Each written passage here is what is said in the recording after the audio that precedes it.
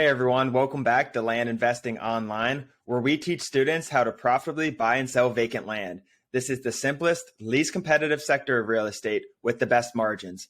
For more information, go to landinvestingonline.com. We have a free Discord. Hop in our Discord, talk to Ron and I, and tons of successful investors are in there as well. I'm Daniel Apke. This is Ron Apke. Welcome back, Ron. Hey, Dan. Good to be here. Great topic today, getting deals in a competitive market. Really solid topic. And I'm excited to dive in this one. It's been requested by our members. But before we get into that, let's go over one of our questions. So this is more of a scenario. They asked, I have been answering all my seller calls for many months now, and I'm starting to get overwhelmed. Is this part of the business I should outsource, or should I continue to answer them? How should I go about this? That's a good question. So all their seller calls, so all their inbound calls, essentially they're answering themselves, correct, Dan? Whether it's on their cell phone or on an app? Yeah, so they're answering their calls themselves, or they're going to voicemail and calling them back. I assume they're trying to answer all of their inbound calls themselves from their mailers. Yeah, I mean, it matters where you are and what your situation is in your career. If you're making money with this, you can afford, it matters how much mail you're sending. That matters how much it's going to cost for an answering service, obviously. But if we send 20,000 mailers or so, we're going to pay almost $1,000 in answering service fees, which we're more than okay doing with our position. If you are okay, you're making money in the land business, I think it's a great opportunity to outsource this part. It's something that is very time consuming. As you know, from answering the phone, it can be draining as well, dealing with hate calls and that. If that's really taking a toll, if you are worried about not getting as many deals, you want to change. If you're worried about the money and you just maybe can't afford it right now, maybe you should keep answering it. But I think based on this question, Dan, I think they need to look into outsourcing it for sure. I'll link Pat Live down in the bottom of this description. Yeah, and that's another thing I wanted to just quickly touch.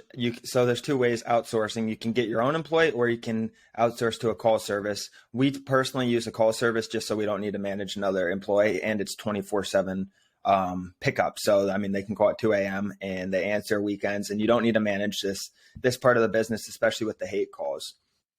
But I think that covers it pretty well. Let's get into today's topic, which is getting deals in a competitive market. And what is a competitive market? I want to start there because I think there's two different ways you can look at this. Either one, the first scenario is where a lot of people are sending mail, and there's a lot of people doing what we're doing maybe and sending it to that area. So say it's around, I know Nashville was a really hot place to send land at one time. Maybe it's a county one removed from Nashville, and say the people that own land are getting 5 to 10 different mail at one time, or within a span of a few months. So that's scenario one. Scenario two would be just a very hot real estate market in general, even if they haven't had any land mailers. That's what we run across most of the time. It's not too competitive out there right now. But they've never even received land letters, but the market in general is just very hot. What do you think about that? Yeah, I like how you split that up. That's an important thing. The first case scenario, I think, Dan, where you're sending where other people are mailing, there's not a lot of places in the country that people are mailing consistently. Right. I want to stay out of those areas. I don't want to just mail over and over to the same place. I'll do it and we'll get deals. But if I see a bunch of people mailing the same exact place, whether it's, like you said, around Nashville, that kind of stuff, the second scenario is awesome. You don't always know where someone's getting mailed, but if you have a place that is low days on market, you can sell a piece of land in 5 days and you're going to have a bidding war and all this. The way to acquire, and we'll get into this in more details and other things, is you need to be aggressive with your pricing. You need to stand out with your pricing. You cannot price at 25%. If you think something can sell for $100,000 in 5-7 days, you need to be offering $55,000 to $60,000, in my opinion, 50 to 60, maybe even. Is that what you're kind of getting at, Dan? Yeah, and let's dive in that. So say a guy gets 10 different letters and it's very competitive. So how do you stand out? You said higher pricing. That's the first one. And then there's some general business things, I think, to stand out, because maybe they called 5 of them back and you're one of the guys they called. And 10's extreme. I don't know. Maybe there's a county out there that they get 10 in one time, but we haven't run into that personally. We have run into a couple though, like where they're getting one letter within a couple months or maybe two. But there's other ways to stand out. So Ron said number one's higher pricing. Number two, being responsive. So maybe answering their calls or calling them back right away or going over any questions they have or following up when you said being responsive, I have as kind of the number two way to stand out.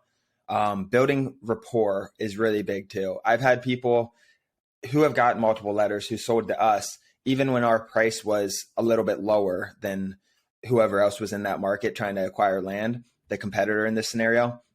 And they went with us because of those reasons. We're responsive and they liked us. We had a good conversation, whatever it is. You got to find a way to build rapport in those situations. So it's just really standard business procedures to beat out competition is what it comes down to. I mean, if you're following up and you're getting back with them and you're going over any questions they have and your pricing's pretty competitive with everyone else's, you have a good shot because there's going to be a lot of people out there that aren't calling back right away or whatever it is, I think. But like I said, I've gotten deals where the sellers had multiple offers even above us that we've gotten. So just because it's a hot market where there's multiple people sending letters doesn't mean you can't acquire. Yeah. And I don't want to see, like, I think we're kind of sounding like everywhere's mailed. Like, it's not the case scenario. There are hot markets that aren't mailed at all.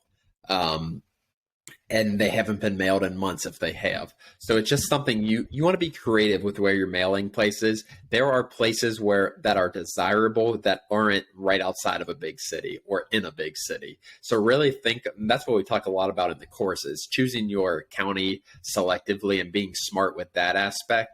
You want to look for areas that land is selling well. Like Daniel said, the business aspect, I think, is maybe even more important than the price. If you're not answering the phone or have someone answering the phone live and then returning their calls, if you're not the one personally answering it, you're probably not going to get that deal. People want they want a company that's going to be reliable. They want a company that's actually going to go through with the purchase. A lot of people and I see this a lot with our students. I've listened to even calls from our students, people who record their calls, and a lot of our students, they're just too hesitant on the phone. You cannot be hesitant with them. You got to act like this is the best piece of land, that you want this land, and sell to the sellers essentially that, like, I'm going to make this deal happen in 2 weeks. If you show hesitation, they're going to call someone else. They're just going to say, forget it. I'll post this with a realtor or something like that. Our selling point with what we do is quick cash offers. So you got to really push that, and you cannot be hesitant when you get a good piece of land. Exactly. And I mean, personally, we've made this mistake as well, and we've lost deals from being hesitant, and we've gotten lucky with a couple too. I mean, we were really hesitant on a good piece of land a few weeks ago, or maybe a couple months ago, and the price didn't look like it made sense, but the market was so hot, we underestimated what it would sell for. I think we sold it within less than a week, almost double, and it was like an $80,000 property or something. We doubled it within literally a week, and we funded this one out. We had multiple funders that said no. We are very hesitant on it, so if we would have just gotten that from I'm very glad we didn't lose that deal, because that's one of the situations that we've lost in that way, just from being so hesitant before. So you really have to be careful with that. And it's going to happen. You're not going to avoid it all the time. You're going to be hesitant on certain things. But yeah, like Ron said, just being very confident in building that trust. Let's go into the next scenario though. So the first scenario, we had multiple letters sent to the same potential seller, the landowner in that area. And we went over some ways to stand out in that scenario. The next is, let's say there's no letters that they've gotten, but it's a very hot real estate market. Like I'm down in Tampa, say you mailed somewhere around here. It's super hot, maybe one county removed from Tampa. How do you stand out with that? What do you do? I think you mentioned before you got a price higher, right? If it's 100,000, you said $55,000 to $60,000. So that's 55 or 60%.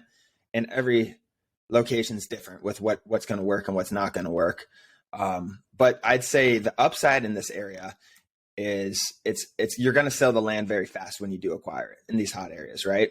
The downside is it's harder to acquire. These people know their price of their land typically, and you're going to pay more for the land. So you're going to pay more and you're going to sell quicker typically. So there's kind of, and it's very doable. We know a lot of people who stay in these areas, but that's kind of my take on it. Yeah, I think that's really important. Like that's a good spot to be. Like that's where you want to be mailing, honestly. Maybe not as hot as we're talking, where it's 5-7 days, but you want to be mailing to places that you can sell land quickly. That's kind of our business model, to be honest. And not, like I said, not all of these places are inside or right outside of big cities. So you got to be creative, like I've already said.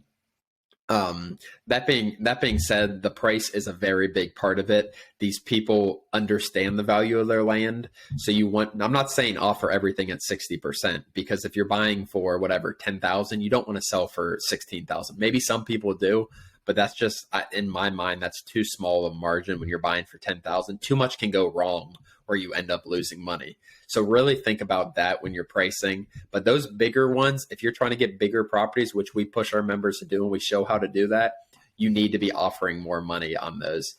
Like I said, 100,000, you need to be offering 60, I would think 55 to 60. And you got to think, if you're closing this and then selling it again in 2 weeks and then maybe 2 weeks escrow, you're flipping 60 into $100,000. Maybe after fees, you're making 35 grand or something. So really think about what you're okay with when you go into these markets. Another thing I see people look in these hot markets, and this was a learning lesson for me as the person who prices our mail, you do not want to look too much at sold comps when things are selling so fast. You do want to look at them, but at the same time, if I see nothing on the market, I'm going to assume the market is higher than what the sold comps are. And there's a lot of counties like this, that 20 acres, there's no 20 acres for sale.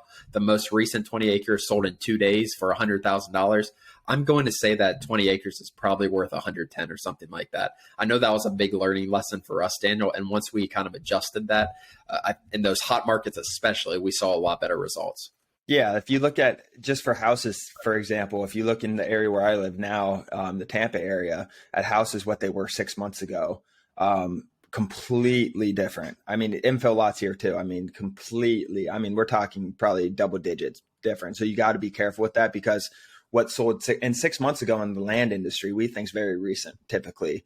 So it's just in these hotter markets, things appreciate faster typically, or obviously. So you just got to be careful and kind of anticipate the growth of what you saw 6 months ago selling to today. And you got to, I mean, a little bit of it's testing it out and a little bit's just really just guessing at one point, but you have to anticipate that there is some appreciation throughout that period of time. A good example. Oh, sorry, Dan, go ahead. No, go.